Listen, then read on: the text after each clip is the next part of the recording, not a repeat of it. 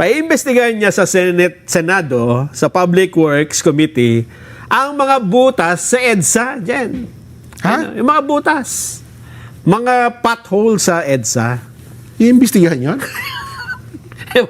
Ewan ko. Yung EDSA Rehab Project? Oo, sabi niya, bakit kasi nagkabutas-butas ka agad ang EDSA? Kagagawa lang nito. Ha? Titingnan daw yung lahat ng pati plano. Hindi. Ewan ko kung ano, ha? Kung saan nahantong. Ganun na. So, Kasi- paimbestigahan pala yung EDSA Rehab Project. Oo. Aba, magpapaliwanag yan si Secretary Vince Dizon.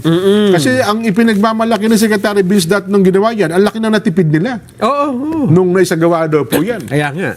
Ang problema, hindi siguro na-expect ni Secretary Vince darating yung malakas na buhos ng ulan. At saka yung naipon na tubig. Ano? Oo. Sabi ng mga kaibigan kong engineer, Nerson, Oo. ang tatlo lang daw ang kalaban ng asfalto. Ano ba yan? Una, tubig. Okay. Pangalawa, tubig. Okay. Pangatlo, tubig. Puro tubig? Puro tubig. So, kaya pala walang asfalto sa mga swimming pool. Wala pa mo asfalto. Ano nangyari?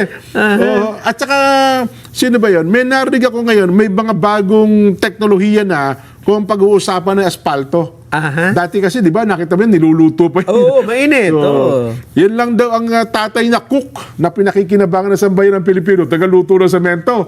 Pero ngayon daw, mayroong klase ng semento na magandang technology.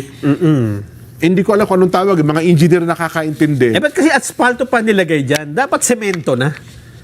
Kasi hindi pa ata, or parang rehab lang ata ito eh. Para makabiling maraming semento, ilalagay dyan. Ang mangyayari daw kasi ata, kung gagawin nila yan, talagang ang EDSA matagal, mga aabutin ng ilang taon bago maayos daw. Pagka Kung hindi, asfalto. hindi sabihin yung talagang total rehab. Pinanukala yan, panahon pa ni Senador Francis Tolentino. Lagyan ka ng rubber na lang, rubber road, para hindi na nabubutas. Ayun, di ko natin alam yan. Naalala ko kasi, di ba, nung si Secretary Francis Tolentino, Nag-MMDA din. Oo, nag-MMDA din. Pinanukala na yan, total rehab talaga. Na EDSA, oo. Oo. Yun ang mula noon, hindi niya natuloy, hindi na i-push. Nakaaway pa niya yung mga ilang senador. Nako. Kasi yung ibang senador nung time na yun, may mga bata pa lang gumagawa ng EDSA. Kaya Hindi yun ang ata pinanigan niya. Nako Hindi napondohan. Nako po. And the rest is history. Nelson. Kaya ngayon, so interesado si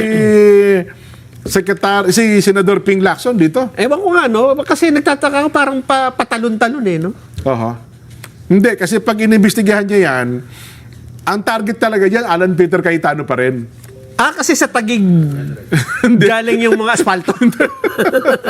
Yung kasing, ayaw ko lang kung hanggang ngayon yung kasing Alan Cayetano at saka Vince Dizon, parang magkapatid yan. Hindi papayag ata yung ganun isa pala kung yun. ano man ang mangyari sa isa. Ayun pala yun.